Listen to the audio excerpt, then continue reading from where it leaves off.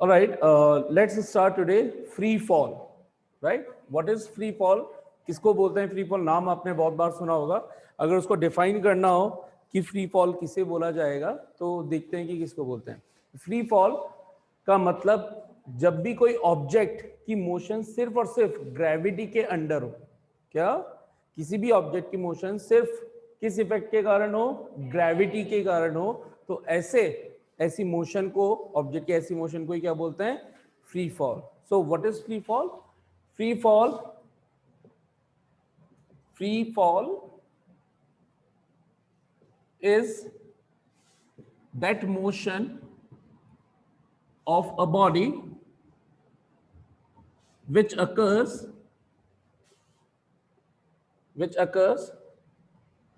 only under the influence of gravity. Gravity बोले तो force of attraction of earth on the body. तो जब सिर्फ ग्रेविटी वर्क कर रही हो किसी ऑब्जेक्ट पर, तो ड्रॉप करने पर उसमें जो भी बॉडी और जो भी मोशन होगी, जैसे ये ऑब्जेक्ट है, इसको भी मैंने पकड़ रखा है, होल्ड कर रखा है, जैसे ही मैं इसको ड्रॉप करूं तो यहां पर और किसी अगर फोर्स को कंसीडर ना किया जाए, जैसे एयर रेजिस्टेंस, हम क्या कंसीडर करेंगे? Negligible, zero. कोई दूसरा फोर्स नहीं चल रहा, कोई हवा नहीं चल रही, कोई तूफान नहीं चल रहा, कोई दूसरा आकर के फोर्स नहीं लगा रहा, तो इस ऑब्जेक्ट में जो मोशन क्रिएट हो रही है, इस मोशन को ही हम क्या बोल रहे हैं? Free fall condition. Getting this? ठीक है. सो यहां पर आपको ध्यान क्या रखना है? Here in daily life during study we neglect the effect of air resistance. Air resistance मतलब एयर जो फोर्स लगाएगी, resistance during free fall motion. तो फ्री फॉल मोशन की जब हम काम कर रहे होंगे, न्यूमेरिकल सॉल्व करते हैं या कोई भी स्टडी करते हैं, तो उस टाइम पे क्या ध्यान रखना है आप लोगों को कि उस टाइम हम क्या नहीं लेते हैं? एयर रेजिस्टेंस नहीं लेते हैं. तो एयर रेजिस्टेंस अगर आप कंसीडर नहीं कर रहे हो तो वो एयर के अंदर जो मोशन कहलाएगी, जैसा भी मैं पेन की बात कर रहा हूँ इस मार्कर की, तो ये मोशन क्या कंसीडर की जा रही है? Free fall. हो किस में रही है? एयर में. अगर परफेक्ट फ्री फॉल की बात की जाए तो ये सिर्फ और सिर्फ अंडर द वैक्यूम होगी. कहां पे होगी? Under the vacuum. ऐसी, अब आप खुद सोचो कि ऐसा क्यों बोल रहा हूं.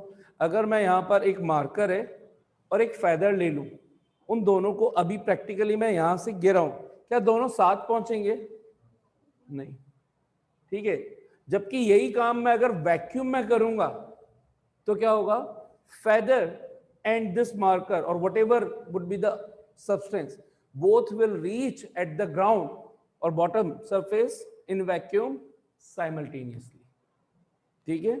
तो ध्यान रखना है यहां पर ऐसा क्या फैक्टर हुआ कि अच्छा, मार्कर और फेदर, मान लीजिए फेदर है, तो दोनों में से कौन जल्दी पहुंच रहा है और कौन लेट पहुंच रहा है? मार्कर. फेदर क्यों नहीं पहुंच पाया? Air resistance. एयर क्या कर रही है? एक तरह का उस पर नीचे से थ्रस्ट लगा रही है, तो उसका लार्ज वॉल्यूम होने के कारण क्या होता है? लार्ज एरिया अवेलेबल रहता है, लार्ज वॉल्यूम अवेलेबल रहता है, तो थ्रस्ट का इफेक्ट ज्यादा लगता है. यही एक और कॉन्सेप्ट है कि अगर एयर के अंदर अगर मास भी सेम ले लिया जाए, मास सेम ले ले लेकिन डिफरेंट डेंसिटी के दो ऑब्जेक्ट लेने. डेंसिटी का मतलब कितने क्लोजली पैक्ड हैं. ठीक है. फॉर एग्जांपल ये मान लीजिए एक बैलून है. ठीक है, बैलून हो सकता है बहुत बड़ा, और ये इसकी साइज है, इसका मास मान लीजिए, या बैलून की जगह आप कोई जैसा वो मेलों में मिलती है ना, ट्रेड फेयर्स वगैरह के अंदर फुटबॉल, एयर वाली फुटबॉल जो छोटे बच्चे खेलते हैं, वो कंसीडर कर लीजिए. लेट्स सपोज बहुत बड़ी है, इसका मास मैंने मान लिया 1 kg. अब अगर मैं 1 kg जितने ही मास का आयरन ऑब्जेक्ट लूं, आयरन बॉल लूं, तो वो इतनी बड़ी होगी कि ऑलमोस्ट इससे कई गुना छोटी होगी. समझ में आती है इतनी बात सभी को? अब इन दोनों को जब किसी सेम हाइट से अगर ड्रॉप कर दिया जाए तो क्या होगा? दोनों का मास सेम है, क्या दोनों नीचे एक साथ आएंगे? नहीं. तो मास पर, केवल मास पर डिपेंड नहीं कर रहा, किस पर भी डिपेंड कर रहा है अभी? डेंसिटी या वॉल्यूम पर। क्यों? क्योंकि जब नीचे आ रहा होगा ना तो एयर यहां से इधर चली जाएगी, इधर चली जाएगी, बहुत कम हिस्सा मिल रहा है इस पर थ्रस्ट लगाने के लिए, जबकि इस पर थ्रस्ट लगाने के लिए बहुत लार्ज वॉल्यूम अवेलेबल है एयर को। इसलिए एयर के अंदर जब हम इन दोनों को ड्रॉप करेंगे तो वो ऑब्जेक्ट पहले आता है सेम मास के, अगर दो ऑब्जेक्ट्स ले रहे हो तो, जिसका वॉल्यूम हो स्मॉल या जिसकी डेंसिटी हो ज्यादा। वॉल्यूम स्मॉल हो, वॉल्यूम स्मॉल होगा तो डेंसिटी ज्यादा हो जाएगी ना, density is equals to mass upon volume. Volume कम तो डेंसिटी ज्यादा, तो जिसकी डेंसिटी ज्यादा होगी या जिसका वॉल्यूम कम होगा वो ऑब्जेक्ट पहले एयर के अंदर, बात कर रहे हैं ये सारी का।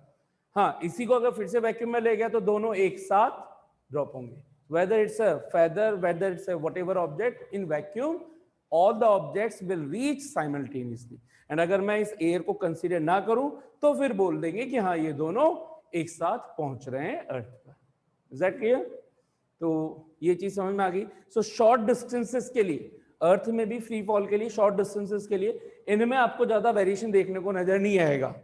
अगर मास एक अच्छा खासा ले रखा है आपने, तो मास जैसे 10 kg टाइप का ले लिया मैंने, इतना मास है, तो बड़ी साइज छोटी साइज से मतलब नहीं होगा अगर छोटी डिस्टेंसेस के लिए आप देख रहे हो तो। हाँ, काफी लॉन्ग डिस्टेंस है तो उसमें आपको नजर आएगा। जैसे आपने देखा होगा बहुत सी मूवीज के अंदर या बहुत से वीडियोस के अंदर, मीम्स के अंदर बताते हैं कि एक किसी छत पे खड़े, छत पे नहीं मतलब एक वो धूम वाली सीन नहीं है जिसमें वो बाइक चलाता है, एक वो इस तरह की क्या बोलते हैं यार उसको, चाइना वॉल, नीचे खाई टाइप का होता है ना? हाँ, वो मौत का कुआं, उससे भी बड़ी वो जो वॉल है वहां पर, जिसके जहां पर, तो यहाँ से बहुत से लोग खड़े होकर के बॉल को ड्रॉप करते हैं। साइंस ऑफ स्टूपिड में भी देखा होगा आपने, ये बॉल हवा में इधर उधर होना स्टार्ट हो जाती है। देखिए आपने, बॉल को ऐसे फेंकते हैं यहाँ से, बहुत लंबी है, जैसे मान लीजिए खाई जितनी गहराई है इसकी, तो बास्केटबॉल जो फेंकते हैं, है ना, ये वो वाली चीज बता रहा हूँ। तो अगर ज्यादा लॉन्ग डिस्टेंस होगी तो वहां पे आपको इसका वेरिएशन देखने को मिल जाएगा। शॉर्ट डिस्टेंस होगी तो ये मार्कर भी यहाँ पर ऐसे ही आ रहा है, वहां पर इसमें भी वेरिएशन आना स्टार्ट हो जाएगा। तो डिपेंड करेगा कि कितना बल्कि या कितनी ज्यादा लार्ज डेंसिटी का है। वॉल्यूम जितना कम, डेंसिटी जितनी ज्यादा, उतना फास्ट ट्रैवल करेगा एयर के अंदर, अगर एयर रेजिस्टेंस है तो। And if we are neglecting the air resistances, then all the objects will be reaching at the ground simultaneously. I guess free fall का concept सभी लोगों को clear है? कोई doubt? नहीं? आगे बात करते हैं acceleration due to gravity। तो ये हो गया आपका free fall। Next we are talking about acceleration due to gravity। One second, इसको रब कर देते हैं। So let's start acceleration due to gravity। ठीक है, इसका सिंबल रहेगा स्मॉल g। कल जो हमने g देखा था वो क्या था? What was g? Gravitational, universal gravitational constant. कौन से फॉर्मूले में? Newton's universal law of gravitation. ठीक है, तो देखिए यहाँ पर एक्सेलरेशन ड्यू टू ग्रेविटी को कैसे डिफाइन करते हैं स्मॉल g को। ठीक है, जब भी किसी बॉडी के अंदर फ्री, जो बॉडी फ्री फॉल है ना, जैसे अभी मैंने बताया, तो ड्यूरिंग द फ्री फॉल इसके अंदर अभी इसकी स्पीड कितनी है? 0। जैसे ही मैं छोड़ रहा हूं, क्या इसके अंदर एक स्पीड या वेलोसिटी में चेंज हो रहा है? स्पीड में चेंज का मतलब तो वेलोसिटी में तो चेंज हो ही रहा है।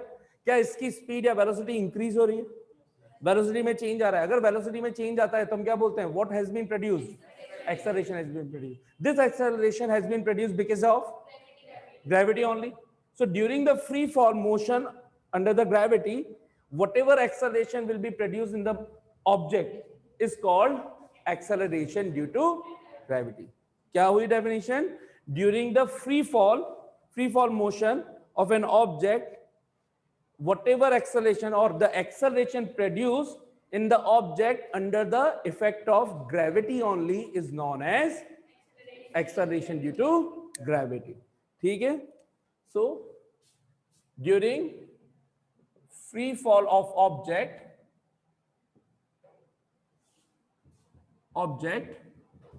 The acceleration produced in the object under the effect of gravity alone या gravity only, alone बोल दो या only बोल दो, is called acceleration due to gravity. तो acceleration due to gravity is nothing but a type of special type of acceleration, और इसको हम रिप्रेजेंट करते हैं, we represent it by the symbol small g. ठीक है, it is represented by the symbol small g. ठीक है, अच्छा इसके बारे में कुछ इंपॉर्टेंट पॉइंट्स. तो पहली चीज तो ये है, g is what, an acceleration. g है क्या, एक्सेलरेशन. अगर एक्सेलरेशन है then what should be the SI unit of g, metre per second square, वही जो किसी भी एक्सेलरेशन की होती है. ठीक है, अच्छा अगर ये एक्सेलरेशन है, g एक एक्सेलरेशन का ही टाइप है, then it should be scalar quantity और वेक्टर क्वांटिटी. वेक्टर क्वांटिटी होगी, वेक्टर क्वांटिटी होगी, स्केलर होगी ना. अरे बहुत दिमाग को चांटे पड़ेंगे, स्केलर होगी, चांटे नहीं खा जाओगे. वेलोसिटी में चेंज, वेलोसिटी क्या होती है, वेक्टर क्वांटिटी. एक्सेलरेशन क्या होता है, वेक्टर क्वांटिटी. तो सही बोल रहे हो तो कॉन्फिडेंस रखो, सही बोल रहे हो तो कॉन्फिडेंस रखो यार. तुमने फादर इक्वल्स टू मान नहीं पढ़ रखा, F is equals to M है, F is equals to M है. एफ क्या है, फोर्स. कैसी क्वांटिटी है, क्यों है, क्योंकि किन दो क्वांटिटी से मिलकर के बनी है, मास एंड एक्सेलरेशन. मास कैसी क्वांटिटी होती है, मास कैसी क्वांटिटी होती है, स्केलर. वेक्टर तो नहीं हो सकती ना, मास की कोई डायरेक्शन तो नहीं बोलते ना कि ये मास इस डायरेक्शन में लग रहा है, ये मास उस डायरेक्शन में लग रहा है. मास कैसी क्वांटिटी है, स्केलर. अब सोचो scalar into something should be vector, तो तभी पॉसिबल है ना जब यहाँ पे एक वेक्टर क्वांटिटी हो. तो ए क्या होता है, वेक्टर. वेक्टर क्वांटिटी इसको कैसे रिप्रेजेंट करते हैं, एरो लगा के. तो पता नहीं है आपको, a is which quantity, vector quantity. G should be vector quantity. So g is a vector quantity. ठीक है, अच्छा इसकी वैल्यू, क्योंकि ये जो g है स्पेशल टाइप ऑफ एक्सेलरेशन है, किसकी वजह से, force of attraction due to earth on any object lying near the surface और on the surface of the earth. ये सिर्फ किस वजह से, अगर मैं बना दूं ये अर्थ है और यहां इसके पास में कोई ऑब्जेक्ट है m मास का, तो इस m मास में जैसे मैं इसको ड्रॉप कर दूं, ड्रॉप करते ही इसके अंदर एक एक्सेलरेशन क्रिएट हुआ, उसी को क्या बोला गया, g. ये g किस वजह से आया है, इस m मास पर एक फोर्स लग रहा है, जो कौन लगा रही है, अर्थ. तो इसी को क्या बोलते हैं, force of gravity. What is force of gravity, the force of attraction exerted by the earth on any object of mass m lying near or on the surface of earth. तो अगर ये इस पर, ये जो अर्थ है, अर्थ इसके ऊपर अपनी तरफ एक फोर्स लगा रही है, जिसको हम बोल रहे हैं ग्रेविटेशनल फोर्स या ग्रेविटी फोर्स. ग्रेविटी फोर्स है ना, ग्रेविटेशनल फोर्स ऑफ अर्थ, उसी का शॉर्ट नेम क्या होता है, ग्रेविटी. तो ये जो ग्रेविटी लगा रही है, तो फोर्स का बेसिक फॉर्मूला क्या होता है, F is equal to m है. जिस टाइम फोर्स अर्थ लगा रही है उस टाइम पे A क्या हो जाता है, G. तो ये फोर्स ड्यू टू ग्रेविटी क्या हो गया, mg. F G is equal to क्या आ गया, mg. समझ में आया. तो force due to gravity on earth कितना लगता है, mg. Force due to gravity कितना लगता है, mg. अच्छा, तो ये हमेशा किधर की तरफ लगता है, toward the centre of the earth. More appropriately किधर की तरफ लगेगा, towards the centre of the earth. Force of gravity because of acceleration due to gravity. ठीक है, अच्छा साहब. जी के बारे में और कुछ information, value of G, value of G with respect to earth या फॉर अर्थ, है ना. अर्थ सरफेस है ना, अर्थ सरफेस, अर्थ की सरफेस के पास, ठीक है, या नियर अर्थ सरफेस, ये ज्यादा अप्रोप्रिएट वर्ड है। कितनी होती है? फिक्स होती है। और कितनी? 9.8 मीटर पर सेकेंड स्क्वायर, ठीक है। साथ ही साथ द वैल्यू ऑफ जी या small G does not depend on size shape. Size shape से कोई लेना देना है क्या इसमें? चाहे किसी भी साइज का हो, किसी भी शेप का हो। हमने तो इसको भी ड्रॉप किया तो इसमें भी एक्सेलरेशन कितना है? जी। एक बॉल को भी मैं ड्रॉप कर रहा हूं तो भी उसमें एक्सेलरेशन क्या आ रहा है? जी। तो जी की वैल्यू या जी किस पर डिपेंड नहीं करता? इसकी साइज पर या शेप पर। किस पर डिपेंड कर रहा है? एम पर, ठीक है। इनफैक्ट अगर यहाँ पे बात की जाएगी तो एम भी बहुत सी जगह लिखा होता है, मास पर नहीं करता, लेकिन अभी थोड़ी देर के लिए उसको रहने देते हैं, ठीक है। ये चीज समझ में आ रही है? अच्छा साहब, ये size and constant near the surface of the earth, near the surface of the earth. अब बोल तो रहे हैं कि near the surface of the earth क्या है? ये कांस्टेंट, लेकिन it actually varies place to place, ठीक है। तो इसको हम कंसीडर करते हैं एंड कंसीडर्ड कांस्टेंट, या और मोर एप्रोप्रिएटली बोलूं कांस्टेंट कहां पर? At a fix place, at a fix place. मतलब अभी जैसे मैं यहां पर हूं इस जगह पे, तो इसी एरिया के अंदर अंदर कहीं पे भी मैं कोई एक्सपेरिमेंट करूंगा तो इसकी वैल्यू क्या ले रहा हूं? मैं फिक्स ले रहा हूं, जी की वैल्यू फिक्स ले रहा हूं, ठीक है। मैं ये नहीं बोल रहा कि अभी नियर द सरफेस इसकी वैल्यू 9.8 बोली, क्या बोल रहा हूं मैं? Near the surface value of G is taken to be 9.8। हर जगह 9.8 लिखा क्या मैंने कहीं पे भी ऐसा wording that value of G is always 9.8? कहीं नहीं लिखा है। तो माइंड से इस क्लैरिटी को अभी जो अभी तक आप लोगों के माइंड में घुसा हुआ है कि जी की वैल्यू कितनी होती है? 9.8 रटना है, लेकिन कैसे? इस चीज को समझते हुए कि जी की value 9.8 metre per second square acceleration की जो वैल्यू है, ये सिर्फ कहां पर वैलिड है? अर्थ की सरफेस के पास में। लेकिन ये वैल्यू चेंज हो सकती है, कम हो सकती है, कहीं पर ज्यादा हो जाए, यानी कि चेंज हो सकती है प्लेस टू प्लेस। तो मैं यहां पे नेक्स्ट पॉइंट लिख रहा हूं, वैल्यू ऑफ जी चेंजेस, है ना। तो जी का मतलब आप कभी भी ये ना बोले कि 9.8 होता है। जी की वैल्यू सरफेस के आसपास 9.8 है, बाकी अलग अलग प्लेस पे इसकी वैल्यू क्या होती है? अलग अलग। So value of G changes from place to place. एक पर्टिकुलर जगह पे की बात करेंगे तो वहां पे फिक्स है। मान लीजिए यहां पे 7 मीटर पर सेकेंड स्क्वायर है, तो इस जगह पे 7 मीटर पर सेकेंड स्क्वायर रहेगी। Near the surface of the earth generally जब हम, क्योंकि मैक्सिमम जो भी क्वेश्चन करते हैं, अभी मैं कहां खड़ा हूं? अर्थ की सरफेस पर ही। अर्थ की सरफेस का मतलब है, और उसके आसपास का मतलब है अराउंड 100 किलोमीटर तक, 50 किलोमीटर तक ऊपर, उसको हम near the surface of earth ही मान रहे हैं, ठीक है।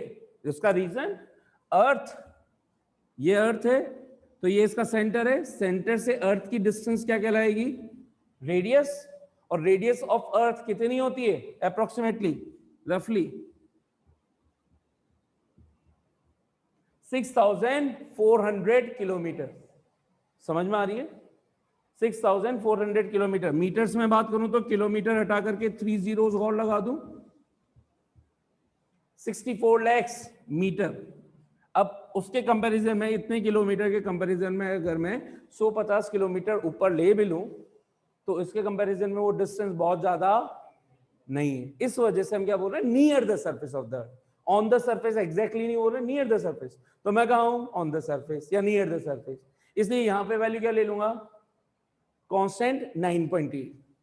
पानी के अंदर जाते ही वैल्यू चेंज हो जाएगी, ठीक है। क्यों हो जाएगी? एक्चुअल में वहां पर एक दूसरा फोर्स आ चुका है, बायएंड फोर्स ऑफ वाटर, है कि नहीं?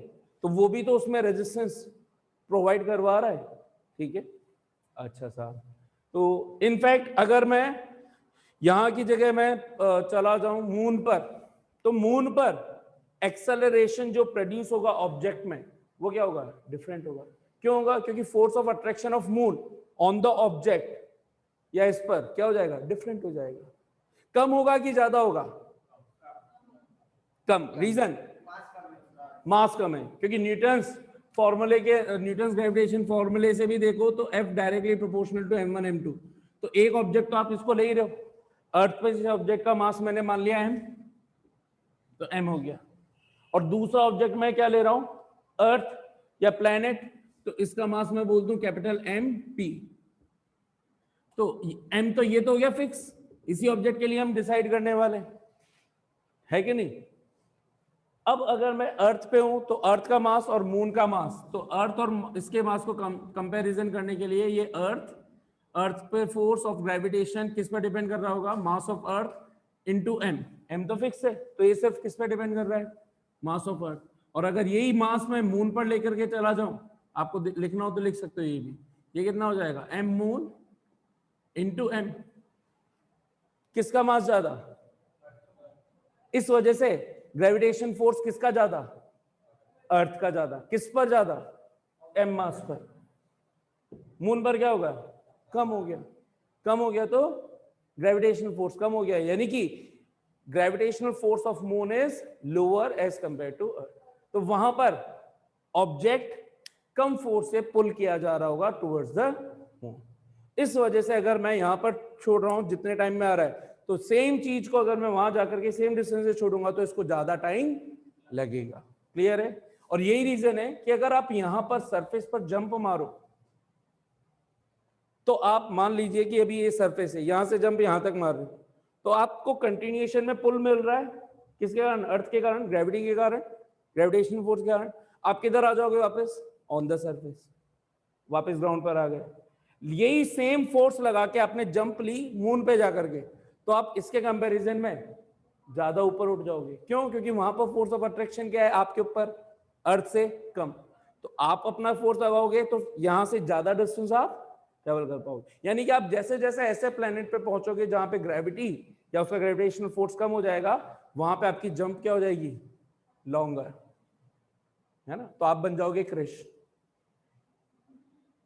ठीक है, क्रिश का कॉन्सेप्ट क्या है, अपने ऊपर ग्रेविटेशनल फोर्स को कम कर देना है।